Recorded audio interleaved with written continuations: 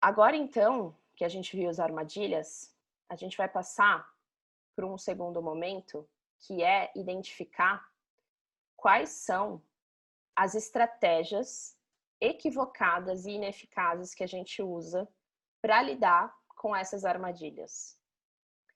Então, a primeira estratégia é a da vítima carente. O que é a vítima carente? E aqui, antes de eu mostrar todas, pode ser que você se identifique com uma delas, mas a gente, em momentos da nossa vida, a gente usa essas estratégias, tá? Então a gente vai acabar escolhendo uma delas e vai navegando por elas. Então a primeira é a vítima carente, que anestesia a sua dor. E aqui, o anestesiar a dor, ela pode ser através de coisas mais pesadas e ilícitas, como drogas ou bebida alcoólica, mas também pode ser Netflix, ou redes sociais, ou então açúcar, ou comida, ou até mesmo relacionamentos. Então, existem N formas da gente anestesiar a dor, né? A dor de saber que a gente está quebrado, a dor de saber que a gente não consegue se consertar. E aí a gente fica esperando que alguém apareça para me salvar. Eu quero que alguém venha e me socorra. Eu quero que alguém venha e me salve. E aí o que eu faço? Eu abro mão completamente do controle e me rendo ao caos. Só que o que isso gera? Medo, ansiedade e vergonha. Aí a gente tem também a estratégia da fortuna controladora. A fortuna controladora, ela reprime a dor, ela finge que a dor não tá ali. E aí ela vai reprimindo a dor como? Agindo. Então ela vai fazendo coisas. E ela vai agindo para se salvar. E ela quer controlar tudo e todo mundo ao seu redor.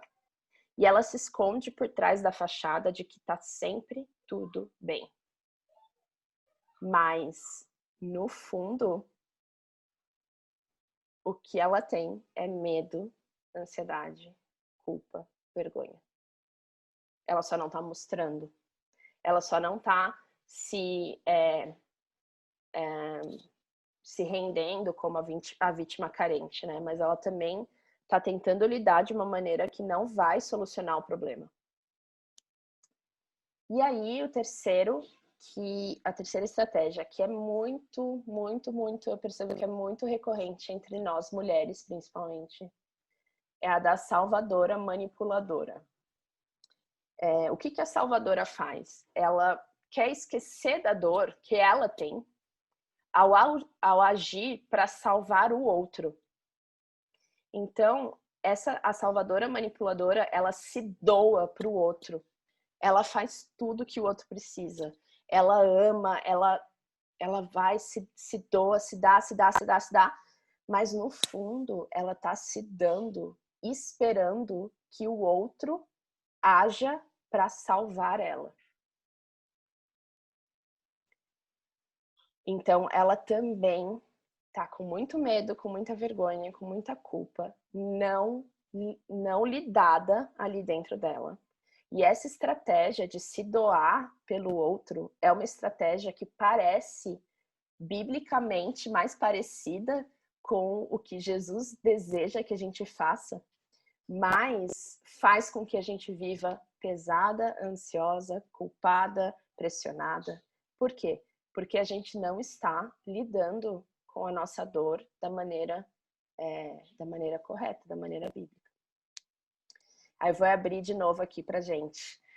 Com qual estratégia que você mais se identifica, ou que você já esteve. O que vocês acham dessas 3 estratégias de lidar com o medo, com a vergonha e com a culpa?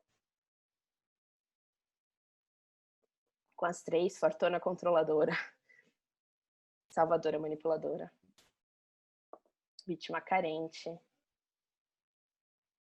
Uhum, já me senti vivendo as 3 em momentos diferentes. Uhum. Exato. Fortuna, mas também tenho o perfil de controladora. Já passei por todas. Exato. Eu também já passei por todas. Eu acho que durante grande parte da minha vida eu fui a fortuna controladora.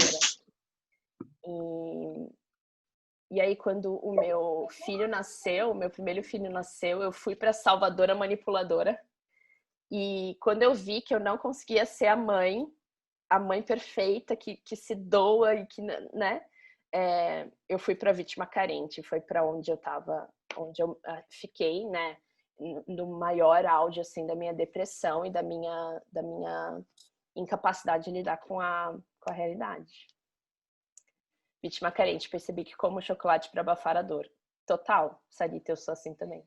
E aí, eu acho que o que a gente precisa entender é que, assim, de novo, expectativas irreais, tá? Do lado de cada eternidade, a gente não vai se libertar por completo dessas estratégias. Por quê? Porque vivemos em um mundo corrompido, com corpos e mentes e corações corrompidos, com relações corrompidas. Então, a nossa tendência natural vai ser ir para uma dessas estratégias. E não a estratégia bíblica, que eu vou apresentar logo mais, tá? Então, a gente precisa ter essa consciência de que o meu comportamento tende a ir para um desses lugares. E tendo essa consciência, quando eu estiver indo para um desses lugares, eu posso olhar e falar: opa, peraí, eu estou sendo uma vítima carente aqui agora. Opa, será que eu estou sendo uma fortuna controladora? Será que eu estou sendo uma salvadora manipuladora? Tá? Então, é mais no sentido da gente ter consciência e tendo consciência, escolher o caminho de Jesus, do que a gente esperar que a gente nunca mais vai ter esse tipo de estratégia equivocada na nossa vida, tá?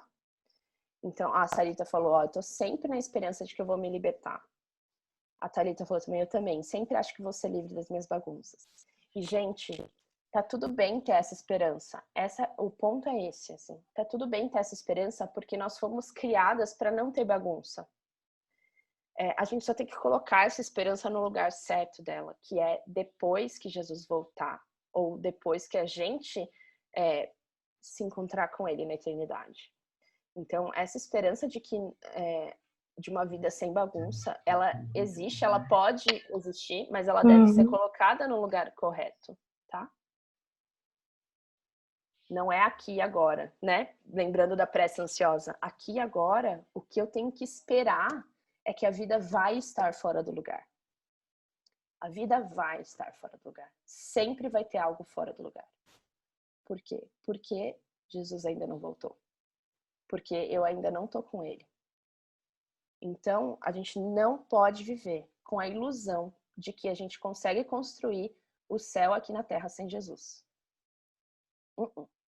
A gente está experimentando um processo de restauração da nossa vida, mas que a completude dessa restauração só vai chegar quando tudo for restaurado. E aí é que tem que morar a nossa esperança.